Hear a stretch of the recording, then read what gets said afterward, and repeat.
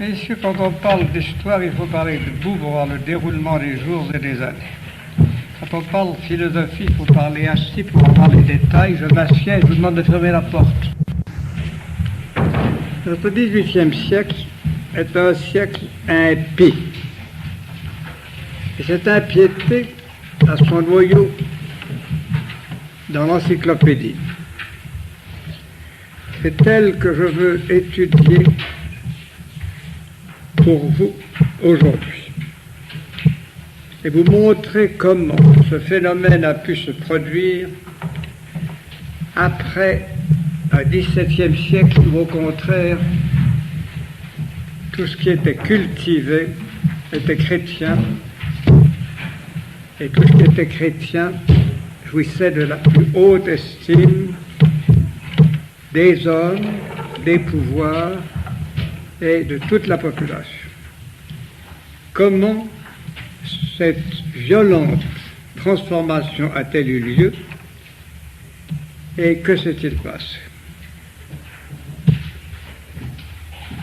Je pourrais entrer dans des détails qui vous sembleraient peut-être fastidieux, mais qui ne le sont pas, en insistant, et je le fais avec discrétion, ce n'est qu'une suggestion que je vous présente, sur le fait que les sentiments et les idées sont un seul et même état de conscience dont ils sont les deux faces distinctes, et que, à certaines époques, cet état de conscience se présente sous forme d'idée et ensuite devient sentiment, et qu'ensuite il y a mutation, et qu'un sentiment qui n'aboutit pas à l'idée finit par s'éteindre, et qu'une idée qui n'aboutit pas à un moment quelconque à une phase sentimentale se dessèche elle-même.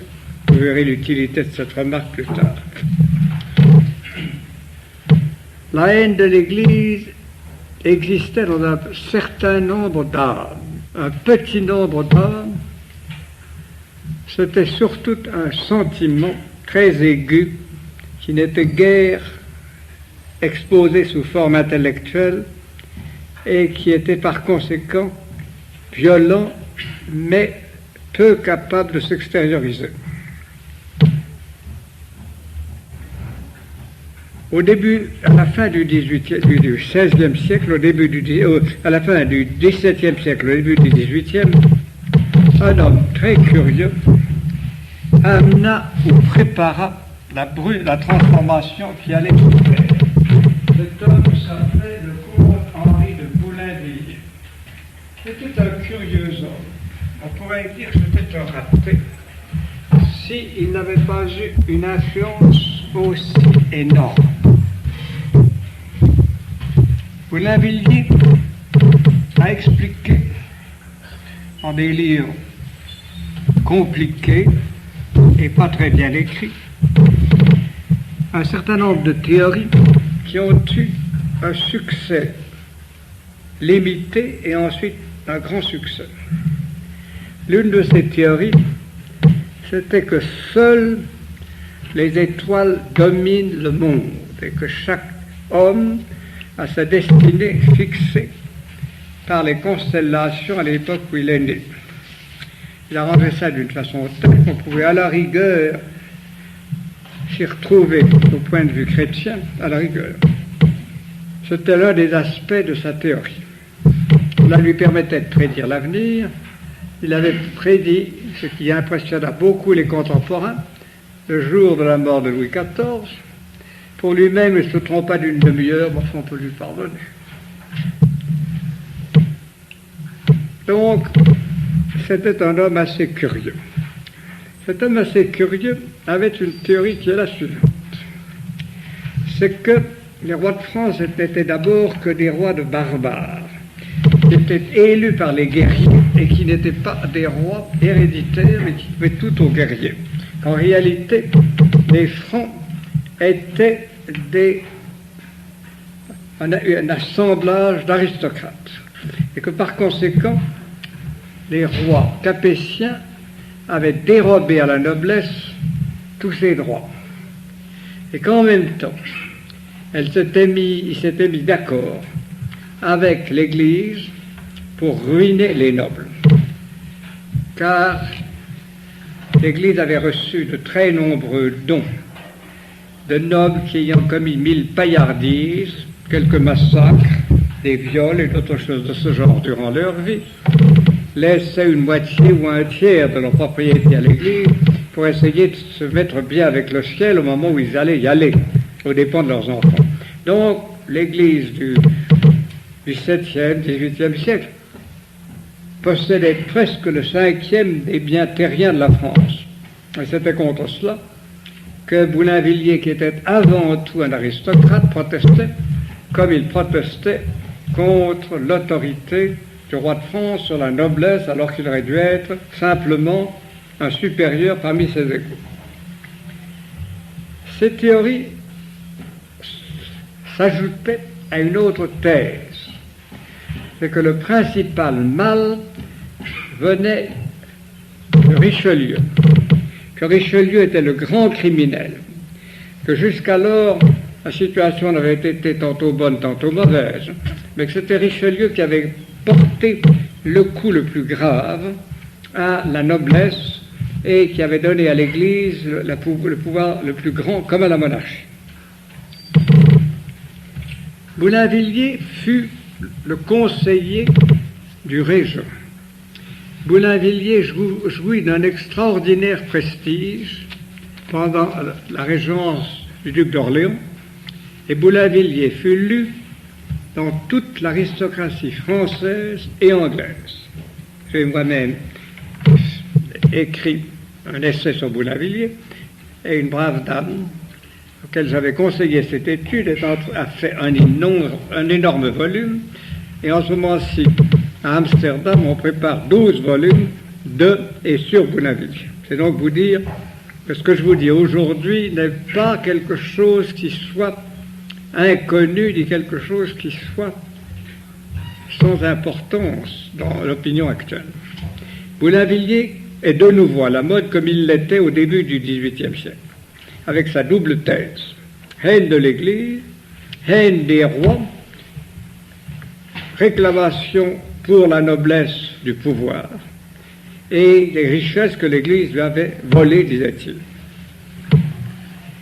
Cette opinion trouvait un écho dans différents milieux parmi les gens les plus distingués. Et un certain abbé Saint-Pierre fonda même un club qui s'appelait Club de l'Entresol, dans lequel ces idées-là et des idées analogues étaient discutées, étaient examinées, jusqu'au jour où le cardinal Fleury, qui était à ce moment-là ministre, s'était concrétisé et avait trouvé des disciples.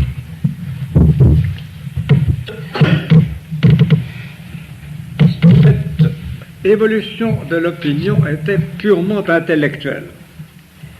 Elle fut accompagnée d'une évolution politique et d'une évolution sociale. Tant que Louis XIV vécut, la France était morale, et Louis XIV la voulait morale. Tant que Louis XIV vécut, le roi régnait et le Parlement obéissait. Tant que Louis XIV vécut, les ministres étaient ses agents tout-puissants, et ces ministres, ils les prenaient dans la bourgeoisie afin d'être obéis exactement et d'avoir comme ministres des gens qui fissent leur métier avec soin sans se croire au-dessus de leurs devoirs. Tout cela changea avec l'arrivée au pouvoir de Philippe d'Orléans. Philippe d'Orléans prit le pouvoir en 1715. Et pour l'avoir total, malgré le testament de Louis XIV, il fit casser par le Parlement le testament de Louis XIV. Donc, il rendit au Parlement une supériorité énorme. Ensuite, alors que Louis XIV était l'allié de l'Espagne et des pays catholiques, lui, il fit une alliance avec l'Angleterre. Ensuite, il chassa les ministres bourgeois et prit, comme en Angleterre, des conseils de nobles, présidés par un homme, pour gérer les ministères. Et puis, contrairement à Louis XVI, il installa dans son palais et dans tout le monde officiel une indescriptible chienlit d'immoralité, de spéculation, de péculation et tout le reste.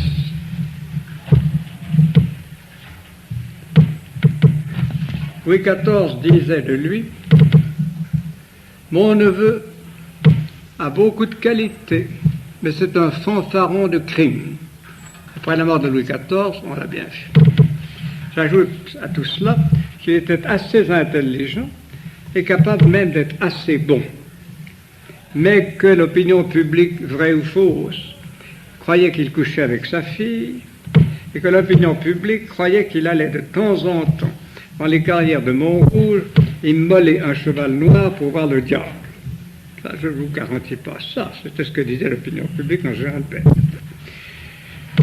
Les années de 1715 à 1723 furent donc des années où l'état moral, mental, social de la France fut complètement bouleversé. Et où l'Église, qui jusqu'alors avait un rôle immense, se trouva méprisée et reléguée, je ne dirais pas au second plan, mais au sous-sol. À la mort du régent, et voici, messieurs, tout de même l'histoire de la mort du régent, parce que elle vous donnera une idée que Dieu guette tout le monde à un moment quelconque. Il avait fait un bon dîner. Et alors, pour terminer ce bon dîner, vous m'excusez, nous en sommes aussi, je fais un intermède historique. Il s'était assis sur les genoux de la plus jolie de ses maîtresses, qui était une dame très bien née, dont il avait fait la duchesse de je ne sais trop quoi. Et puis, il y a un petit malaise. Et il dit à sa chère duchesse: et toi, tu crois en Dieu? Et comme toutes les putains, elle était pieuse. Elle répondit: certainement. Et il lui fit un petit geste, et il était mort. Donc, il a au moins parlé de Dieu, et entendu parler de Dieu avant sa mort, par une femme qui avait beaucoup de défauts, mais qui avait le reste d'âme, laquelle criait en elle, et a crié à ce moment-là une parole qui a peut-être été entendue par l'âme de Philippe d'Orléans. Donc, à ce moment-là, tout avait été bouleversé. Mais Philippe d'Orléans n'avait pas gouverné très longtemps, puisque c'était seulement de 1715 à 1723. Seulement après lui vint le ministère du duc de Bourbon, qui était tout aussi corrompu, un peu plus hypocrite. Et après le duc de Bourbon vint un ecclésiastique qui s'appelait le cardinal de Fleury.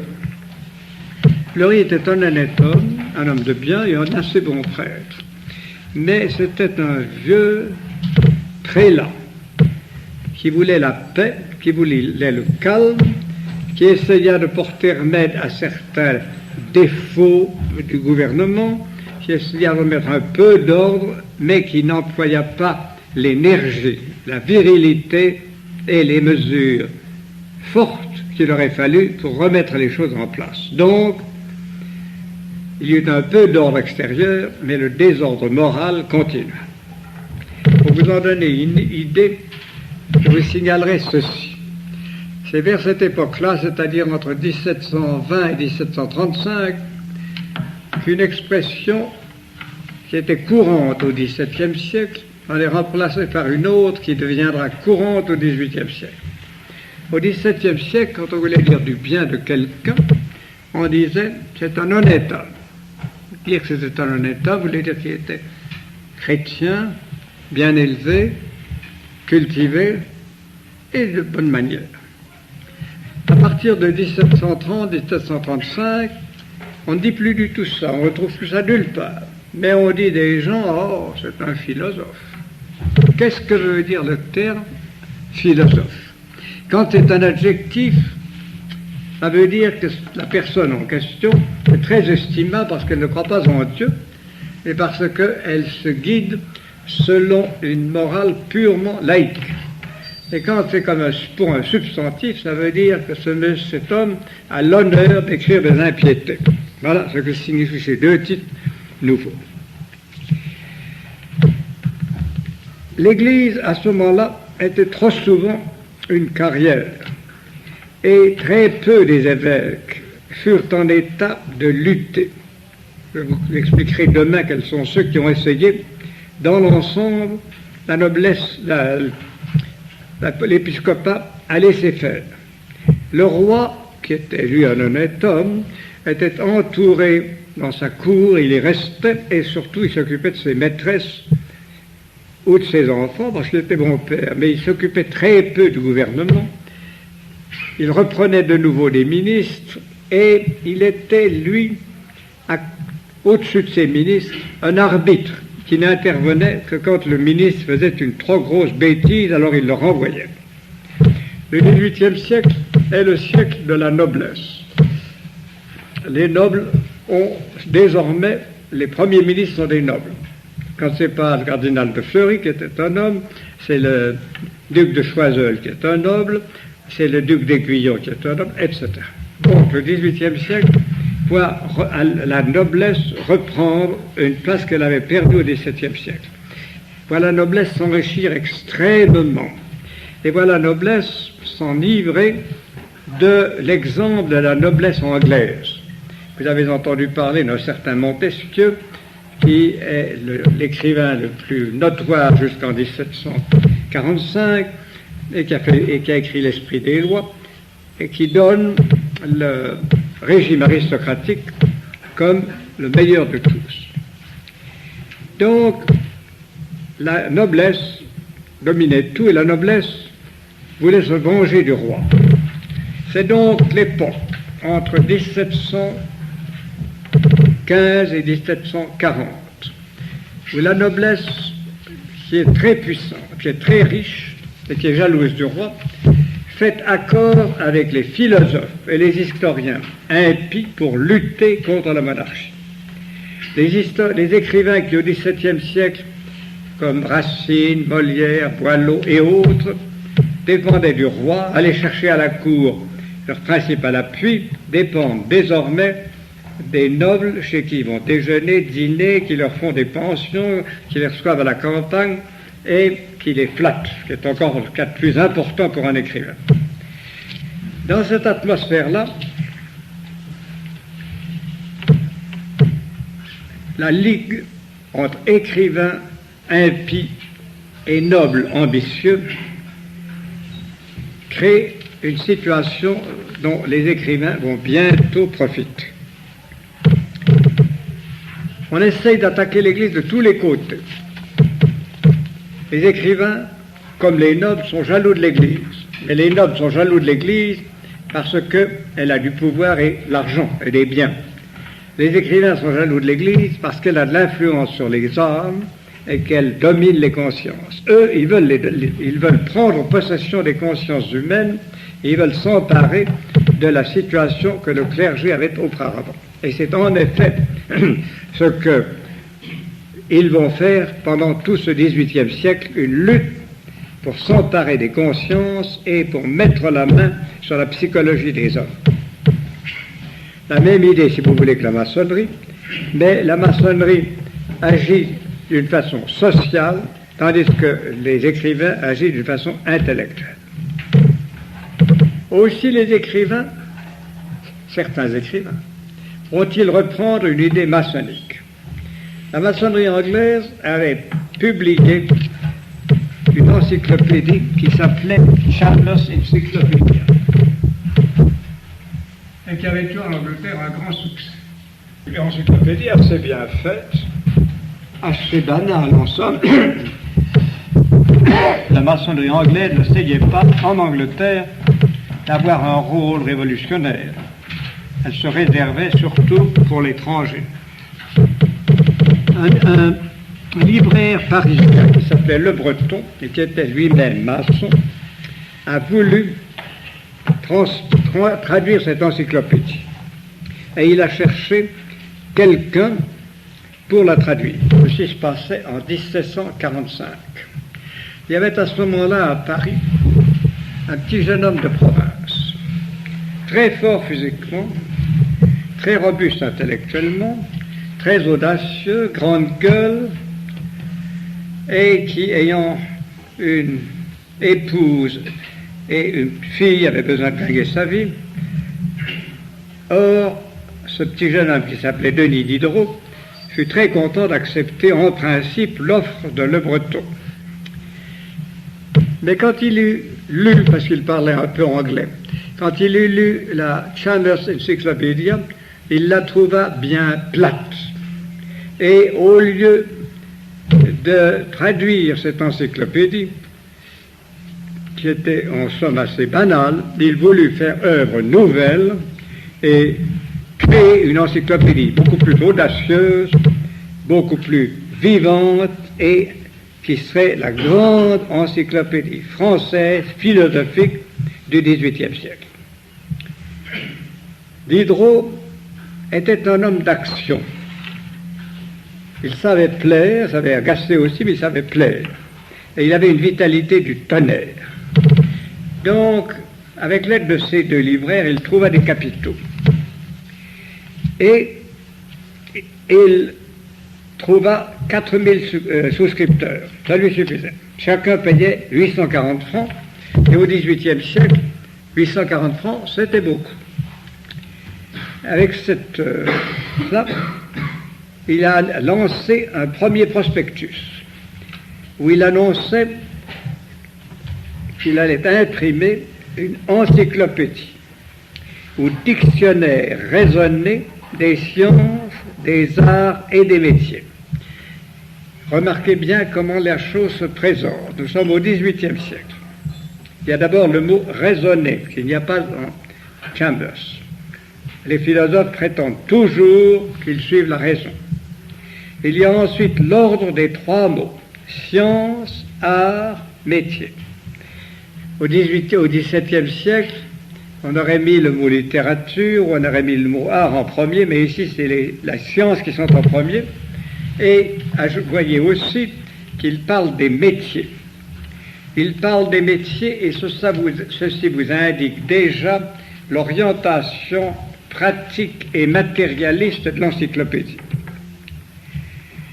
Cette orientation était une volonté très ferme, comme une croisade, car l'objet de l'encyclopédie était de changer, entre guillemets, changer la façon commune de penser, c'est-à-dire transformer dans une population catholique qui acceptait la conception catholique de la vie avec la foi, la morale, l'idéalisme catholique, la transformer en un matérialisme philosophique.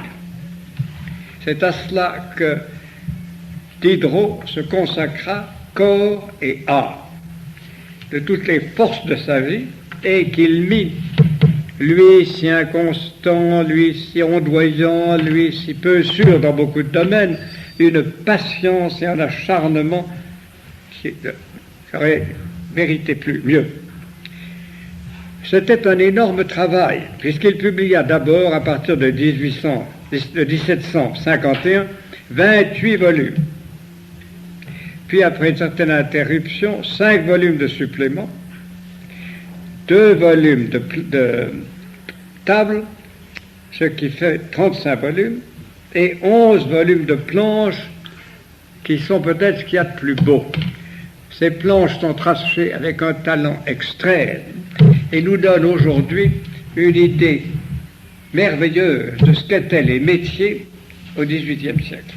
Chaque métier important, menuiserie, ferronnerie, joaillerie, etc., est analysé et les planches décrivent tous les outils employés. À ce point de vue-là, l'encyclopédie est une réussite, elle ne l'est pas pour autre chose. L'encyclopédie, donc, était trop considérable pour que Diderot la rédigeât seul. C'était une tâche infinie. Il courut à droite, à gauche, il raccrocha celui-ci, celui-là, et dans un instant, je vous expliquerai comment il a trouvé tous les gens qu'il fallait. Mais c'est lui qui relisait tous les articles et qui lui donnait le coup de patte qui faisait que l'encyclopédie était vraiment un dictionnaire unique, ayant un sens, une orientation, une technique. Dans l'ensemble, la rédaction était plutôt prudente, dans l'ensemble. Mais il y avait des trucs. Pour ce qui était de l'histoire de la philosophie, que rédigeait Denis Diderot, les définitions sont assez simples et assez classiques. Pour ce qui est de la religion, les définitions sont en général plates. Et en théologie, perfides. Puis pour tout ce qui est logique et pour tout ce qui est connaissances diverses, là, très audacieuse la plupart du temps. Pour ce qui est de religion et de théologie, le grand truc, c'était de mettre des renvois. Je vais vous donner 3 exemples qui vous feront comprendre quelle était la technique pour démoraliser les gens. Par exemple, là où il y avait un article sur la divinité du Christ. L'article n'était pas très long et était d'une grande platitude, réutilisant des définitions plus anciennes de théologiens pas très éclairés. Mais, à la fin de l'article, il y avait un renvoi au mot religion au pluriel. C'est-à-dire, et si on se reportait à cet article religion au pluriel, on y voyait énumérer de façon très caustique toutes les religions antiques et contemporaines non chrétiennes, de façon à montrer leurs contradictions, de façon à montrer ce qu'elles avaient de contraire ou d'analogue au catholicisme, et de façon à tourner en dérision toutes les religions. Si l'on lisait l'article miracle, l'article miracle avait lui aussi une définition très banale, une définition prise dans un des dictionnaires courants de théologie et à peine retouchée pour la rendre plus simple. Mais il y avait à la fin un renvoi au mot mystère au pluriel, c'est-à-dire à l'article sur les mystères païens,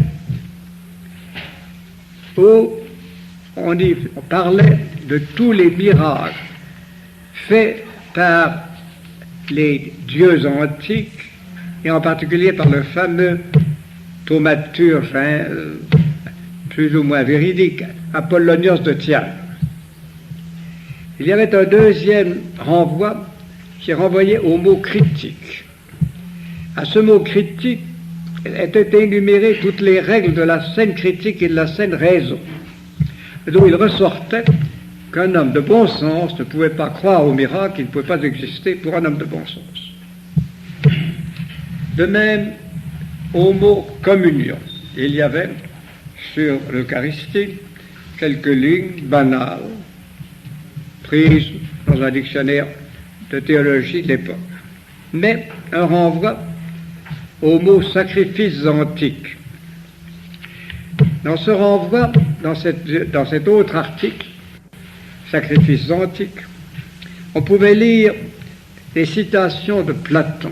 Dans un des dialogues de Platon, celui-ci parle d'une île qui s'appelait l'Atlantide, qui a disparu, et parle de la religion de cette île. Or, Platon décrit, j'ai lu cet article, dialogue de Platon. Platon décrit des cultes qui consistaient à sacrifier un bœuf divin et à faire manger des morceaux de ce bœuf divin par tous les membres du culte qui étaient autour de l'endroit du sacrifice, en sorte que tous entraient en transe, etc.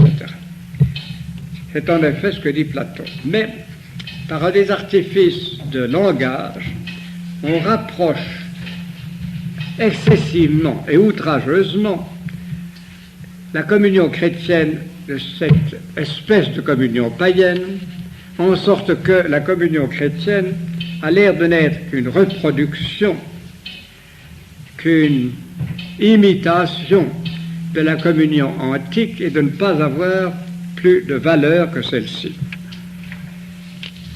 Je pourrais vous donner beaucoup d'autres exemples, mais ceux-ci, à mon avis, sont assez typiques pour que vous compreniez la façon dont il faisait ça.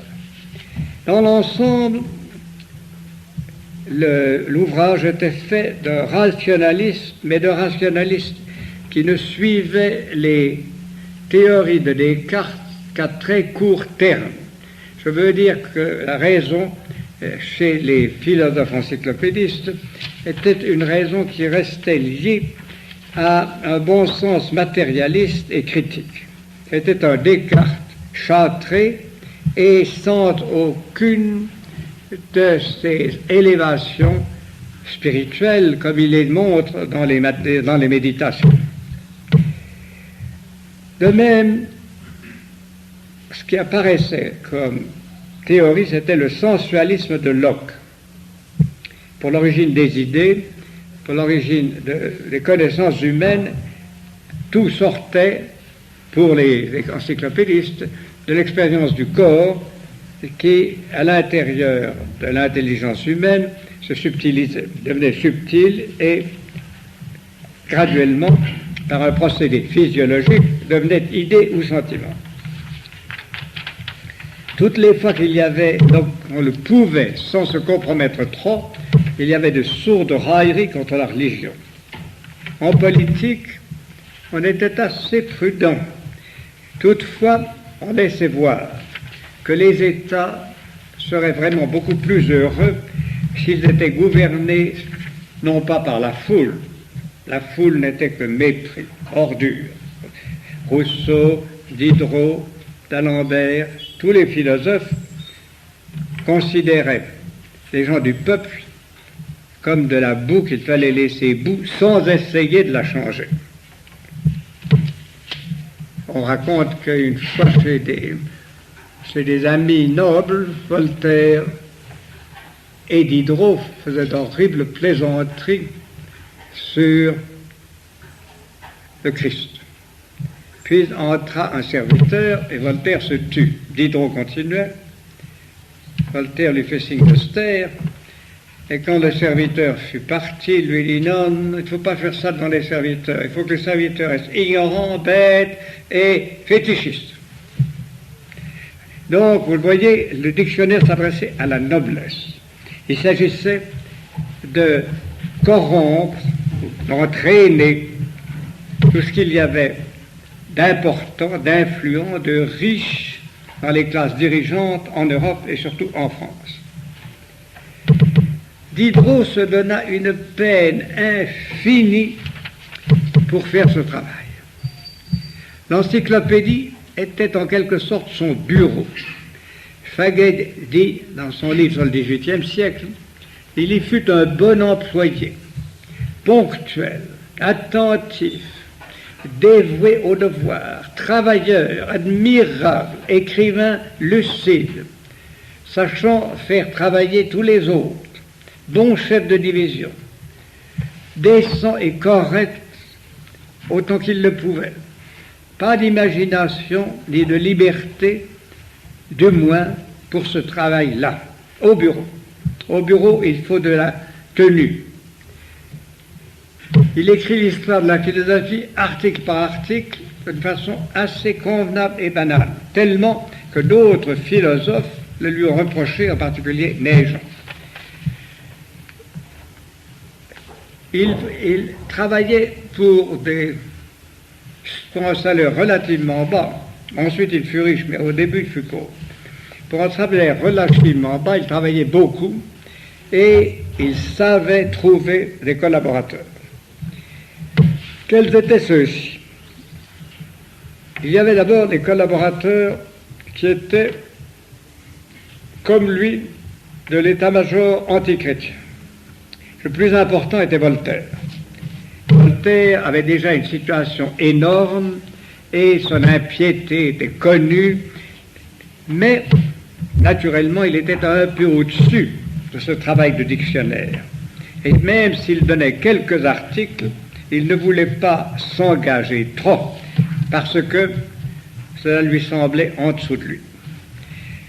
L'autre philosophe qui, lui, s'engagea à fond au début s'appelait d'Alembert. D'Alembert était le fils naturel de Madame de Tencin, donc d'une très bonne famille, mais comme ça me gênait un peu Madame de Tencin d'avoir un bébé, on exposa le petit jeune homme sur les marches d'une église. Il fut recueilli, il fut soigné et il fit des études dans un bon collège et il devint un très grand mathématicien, tellement bien qu'à 24 ans, il était élu à l'Académie des sciences et à 30 ans à l'Académie française. C'était donc un mathématicien et un géomètre extrêmement doué. Son style est un peu lourd, mais c'est tout de même un homme qui, au point de vue science, était l'un des premiers en France. C'est lui qui était chargé de toute la partie scientifique dans l'encyclopédie, et c'est lui qui fit le discours d'ouverture pour annoncer l'encyclopédie. Il y mit beaucoup de dignité, beaucoup de froid, car il avait le don du froid. Mais il se brouilla ensuite parce qu'il était remarquablement lâche et qu'il ne voulait pas risquer sa peau ou risquer même de perdre un peu d'argent, car il aimait assez l'argent. Parmi les autres amis Diderot qui travaillaient, l'un des plus importants est un Allemand qui s'appelait Grimm. Grimm venait de Saxe. Il était lourdeau, mais il était fin et il avait un esprit dur. C'est lui qui rédigeait une correspondance littéraire qui circulait chez tous les petits et moyens et même grands souverains de l'Allemagne et qui faisait de lui une personnalité européenne.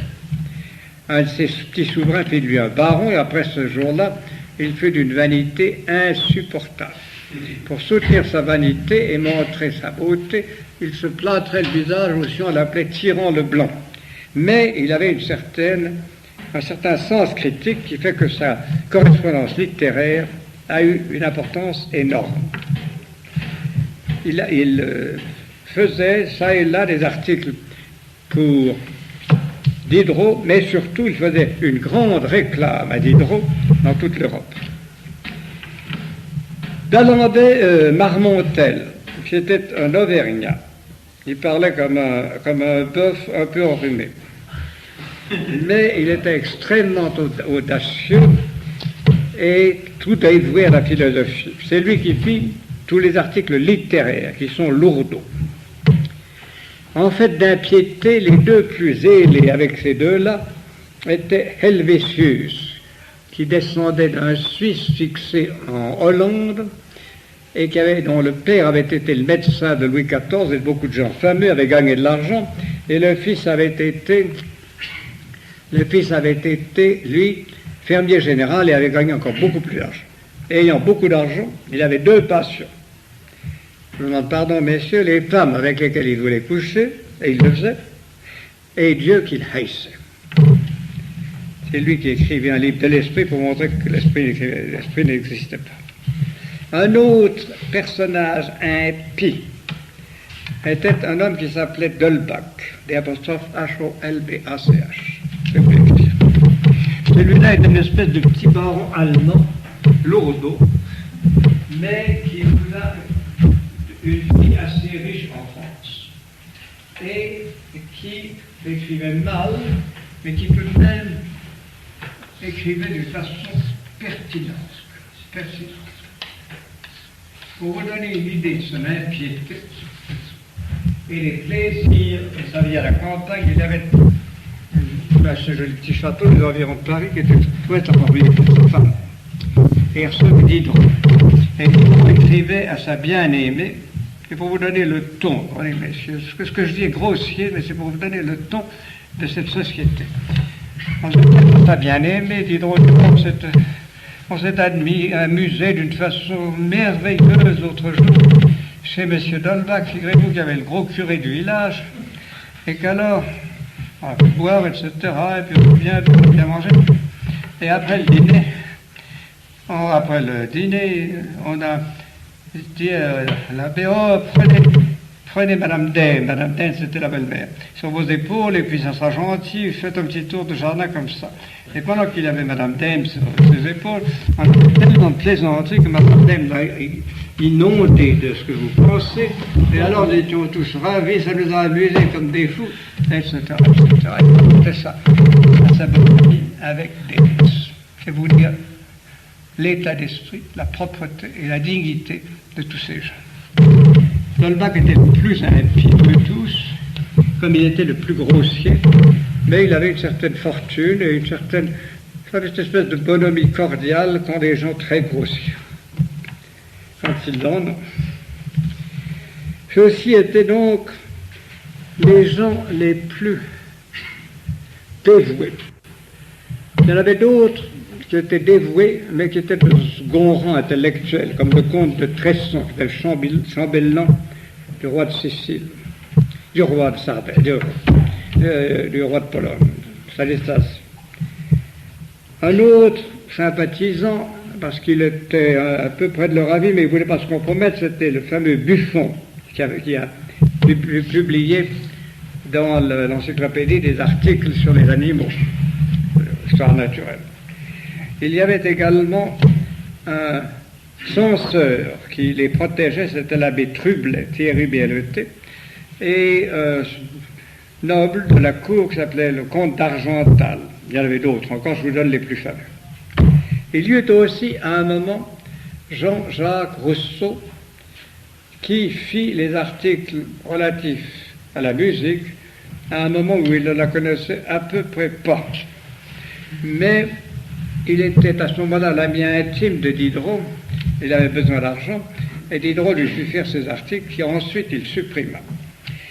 Du reste, et ceci est un incident dont il faut que je vous parle, Rousseau était arrivé à Paris catholique, ayant la foi. Puis il rencontra le jeune Diderot, très sympathique, très vivant, et dans la dèche comme lui. Ils mirent leur bêche en commun, ils se virent beaucoup, ils devinrent des camarades quotidiens, discutant, causant, etc. Et Diderot, qui avait un don de logique beaucoup plus fort que Rousseau, réussit à détruire, écoutez-moi bien, à détruire toute la construction intellectuelle de sa foi, tout ce qui était dogme, tout ce qui était pensée systématique autour de sa religion. Mais quand il voulut s'attaquer à l'idée même de Dieu, Rousseau se brouilla avec lui plutôt que de renoncer à l'idée divine et au sentiment d'amour de Dieu. Ainsi, après avoir été encyclopédiste un tout petit peu, Rousseau fut plus tard l'un de ceux qui luttèrent contre l'encyclopédie et surtout contre qui l'encyclopédie lutta, car Rousseau, avec bien des bizarreries dans tous ses principaux livres, néanmoins parlait de Dieu avec effusion, tendresse et respect. Vous me diriez, voilà des esprits bien différents. Quel drôle de mélange cela faisait. Et en effet,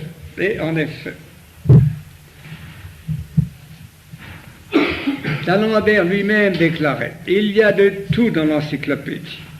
C'est un gouffre où, Diderot l'avouait, des espèces de chiffonniers ont jeté pêle-mêle une infinité de choses mal vues, mal digérées, bonnes et mauvaises. Dans cet ouvrage auquel D'Alembert le dit, on a employé trop de manœuvres, et que Voltaire appelle une babelle. Le bon, le mauvais, disait-il, le vrai, le faux, le sérieux, le léger, tout est confondu.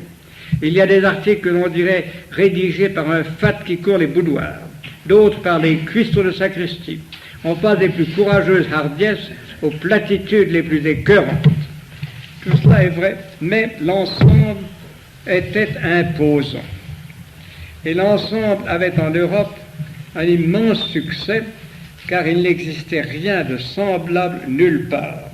Et l'ensemble coïncidait à une tendance qui se répandait dans beaucoup de pays d'Europe avec le bien-être et le luxe des classes supérieures, qui est l'égoïsme, le matérialisme et le sensualisme.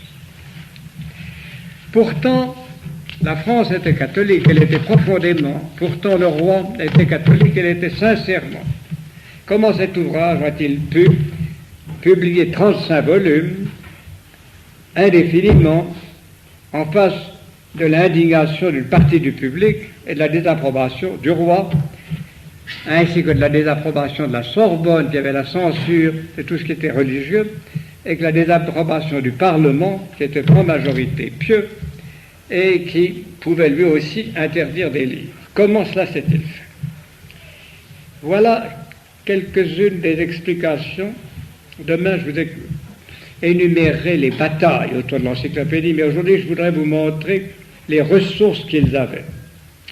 Le roi était lointain, il s'occupait de ses maîtresses. La Sorbonne était divisée entre orthodoxes et jansénistes. Le Parlement l'était aussi. Le ministre qui était chargé de la librairie, sous la monarchie, il y avait un ministre qui était chargé de ce qu'on appelait la librairie, c'est-à-dire que c'était lui qui choisissait les censeurs pour chaque livre. Chaque livre était censuré avant de paraître avec un privilège. C'était lui qui choisissait les censeurs, c'était lui qui surveillait le travail des censeurs, c'était lui qui voyait les livres que l'on pouvait accepter en France ou non. Or, pendant cette période-là, le principal secrétaire de la librairie fut un charmant homme qui s'appelait Monsieur Malesherbes. Monsieur Malesherbes était intelligent, honnête, cultivé, bon, bien marié, pas trop laid. Il n'avait qu'un défaut. Il voulait être populaire. Et ça, avec ça, on peut faire marcher qui on veut par le nez. Il voulait être populaire et naturellement, il voulait être populaire auprès de ceux qui le rendaient populaire, c'est-à-dire les écrivains. Aussi les écrivains et les gens de l'encyclopédie dont l'ouvrage se répandait dans tout l'univers et dont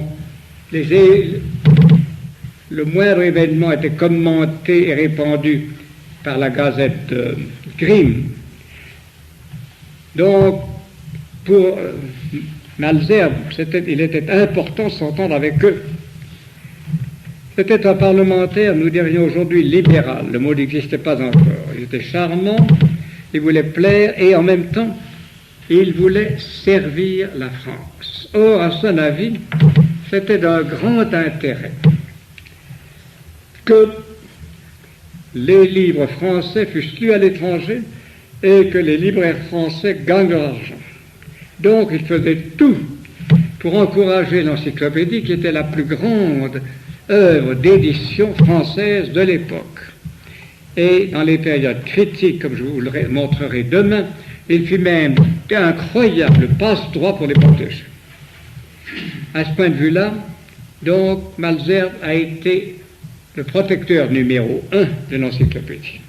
Et quand plus tard, les révolutionnaires l'ont décapité en 1794, je pense que s'il était encore lucide, il a dû se dire « je suis payé ». L'autre protecteur, c'était une putain qui s'appelait Madame de Pompadour. De son vrai nom, Antoinette Poisson.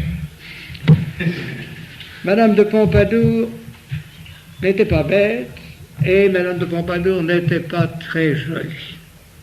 Messieurs, vous aurez à confesser les femmes. Et vous verrez que les femmes pas très jolies sont moins bonnes que les femmes jolies. Une femme vraiment jolie est meilleure qu'une femme pas très jolie. Parce qu'une femme pas très jolie est toujours jalouse et cherche à compenser, à rattraper. C'est horrible. Je suis vieux et je peux vous le dire. Bien. Donc, Madame de Pompadour n'était pas assez jolie pour être vraiment bonne et brave. Elle était, et comme elle était la maîtresse de Louis XV, il fallait qu'elle compense.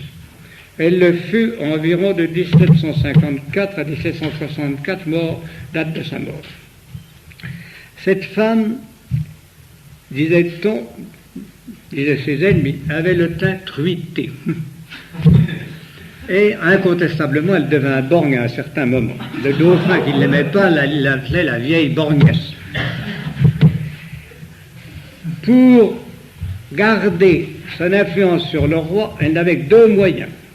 L'un, un phare, qui était de lui procurer de petites jeunes personnes qui amusaient le roi sans pouvoir la remplacer. Et l'autre, qui était de distraire le roi en l'entourant d'artistes et d'intellectuels. Aussi fut-elle vraiment passionnément attachée et servilement attachée aux gens de l'encyclopédie qui la flattaient, qui amusaient le roi, à tel point qu'elle fit de Voltaire un chambellan de Louis XV, jusqu'au jour où on flanqua Voltaire dehors. Elle se souciait très peu de la morale et elle voulait être obéie par les ministres. Aussi, quand un homme comme Choiseul voulait garder le pouvoir, il fallait qu'il fît ce qu'elle voulait. Donc, elle imposait aux ministres le respect de l'encyclopédie. Elle a protégé l'encyclopédie constamment pour être populaire, pour amuser le roi et pour briller. Les encyclopédistes avaient une autre ressource, qui était peut-être moins proche, mais qui était tout de même extrêmement puissante. Tous les potentats d'Europe les plus notoires étaient leurs amis et protecteurs. J'espère que de choquer personne en disant que l'impératrice Catherine II de glorieuse mémoire était une des pires femmes que l'Europe a portées. Parce que c'est tout de même pas excessivement gentil, et même pas très délicat, de faire assassiner son mari par son amant. Au moins, si elle avait fait assassiner par quelqu'un d'autre, j'aurais compris. Mais vraiment, c'est horrible. Et ensuite, de traiter son fils presque aussi mal. Donc, c'était une méchante femme, c'était une Allemande dure, sans égard pour autrui, sensuelle. Le nombre de ses amants, indicible. Elle voyait un officier, pang, ce soir. Bien. Donc, c'était la pire des harpies sensuelles. Mais en même temps, elle n'était pas idiote. Et n'étant pas idiote, elle voulait briller et avoir une réputation de femme bonne, intelligente, généreuse, grande princesse éclairée. Et à cet effet, elle protégeait hautement les encyclopédistes, à tel point qu'elle acheta la bibliothèque de Diderot en lui payant 10 000 francs par an, mais en lui envoyant comme premier paiement les 10 premières années de ses paiements. Ensuite, elle le reçut à Moscou et elle le combla encore de cadeaux. Elle invita aussi d'Alembert, et elle invita la cuisinière des philosophes, cette Madame Geoffrin, qui leur donnait à manger et qui les recevait quand ils avaient faim et même quand ils n'avaient pas faim. Donc, Catherine II a été une sorte de providence financière et autre pour les encyclopédistes, et cela avait aussi une certaine importance, parce qu'il y avait en Russie beaucoup de princes très riches, parlant français, beaucoup de marchands riches parlant français, et cela faisait un des gros débouchés pour l'encyclopédie. Parmi les 30 000 exemplaires de l'encyclopédie vendus, il y en a eu certainement une très grande quantité vendue en Russie, en Pologne et en Europe centrale. L'autre ami des encyclopédistes en Europe centrale, l'autre fameux ami, était le roi Frédéric II de Prusse. Vous savez que c'était un homme extrêmement intelligent. Mais il était aussi impie qu'intelligent et aussi immoral qu'impie.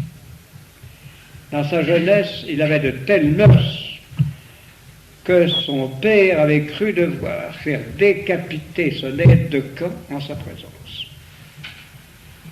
À la suite de quoi il eut une maladie nerveuse de plusieurs mois. Frédéric II était donc un homme qui haïssait l'Église, mais c'était un homme d'un esprit tellement froid et tellement systématique qu'il profitait de tout ce qui pouvait servir son pays. Il encourageait les encyclopédistes parce qu'il jugeait que c'était une bonne façon de diminuer la France et de diminuer le pouvoir du roi de France. Mais également, quand les jansénistes réussirent à faire chasser de France les jésuites qui avaient commis une grosse bêtise, ce fut lui qui invita les jésuites à venir en Prusse, où il les recueillit et où il se montra leur égard généreux. Voyez donc quelle était l'ambiguïté de cet homme corrompu mais intelligent et qui apportait aux encyclopédistes une aide beaucoup plus réfléchie, beaucoup plus modérée et mesurée que Catherine II, mais une aide, dans certains cas, plus efficace. La haute noblesse d'Europe centrale, polonaise, bohémienne, prussienne, tous ces petits souverains d'Allemagne étaient abonnés à l'encyclopédie et formaient une clientèle qui répandait les idées de l'encyclopédie et qui venait à Paris où ils servaient, si vous, de haie d'honneur pour les encyclopédistes. Tels sont les éléments qui devaient permettre à l'encyclopédie de tenir, malgré la lutte très forte, comme vous le verrez, qui fut livrée contre elle. Je vous ai fait un portrait beaucoup trop bref, mais je vous ai fait un portrait, je crois, aussi exact qu'il est possible. Et comme il nous reste, d'après votre pendule, environ 47 secondes, je peux répondre à vos questions pendant 47 secondes. Allez-y, c'est vrai, il faut qu'elle soit rapide, claire et pénétrante. Et, allez-y. Vous pouvez nous parler du XVIIIe siècle. En quoi jugez-vous que vous êtes vous-même un homme du XVIIIe siècle? Pardon? Vous venez de nous parler du XVIIIe siècle. En quoi jugez-vous que vous-même êtes un homme du XVIIIe siècle? Je suis un homme du XVIIIe siècle, mon cher ami, j'ai assez de l'estime pour vous dire le fond de ma pensée, parce que je suis horriblement frivole. Et parce que, également, ayant lu beaucoup d'auteurs, ceux qui m'ont le plus amusé, le plus distrait, le plus instruit, en bien et en mal, ce sont les auteurs du XVIIIe siècle. Mon esprit a tiré plus de bénéfices de Fontenelle et de certains auteurs religieux du XVIIIe siècle qu'aucun écrit religieux du XIXe et du XXe. Alors, c'est pour ça que je dis du XVIIIe siècle. Ce qui fait que j'aurai beaucoup moins de peine à quitter le XXe. Mais pas vous, vous regrettez. Je vais donner une réponse insuffisante à une question intelligente, mais aujourd'hui j'ai trop à faire pour revenir sur ce sujet-là, ce sera pour la semaine prochaine.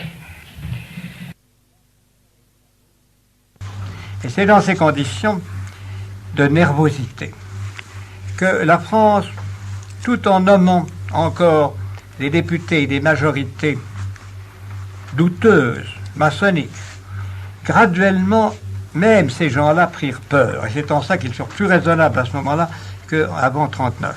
Ils prirent peur. Et alors, certains, comme Clémenceau, retrouvèrent une sorte de patriotisme et s'éloignèrent de la maçonnerie.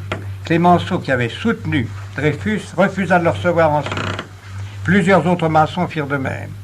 Poincaré, qui avait été initié à la maçonnerie à un moment, la quitta.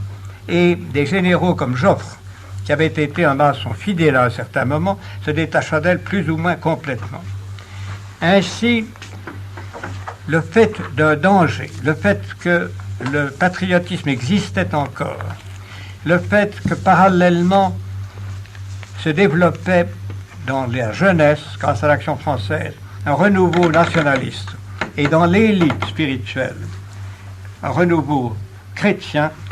Alors j'aurai le plaisir de vous parler au mois de mars pour vous alimenter intellectuellement dans votre jeûne.